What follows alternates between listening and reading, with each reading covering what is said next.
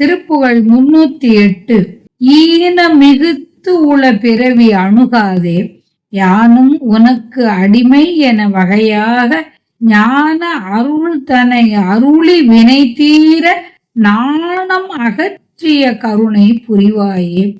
தான தவத்தினின் மிகுதி பெறுவோனே, சாரதி உத்தமி துணைவ முருகோனே, ஆன திருப்பதிகம் அருள் இளையோனே, ஆறு திருப்பதியில் வளர் பெருமாளே, ஞான அருள் தனை அருளி வினை தீர நாணம் அகற்றிய கருணை புரிவாயே.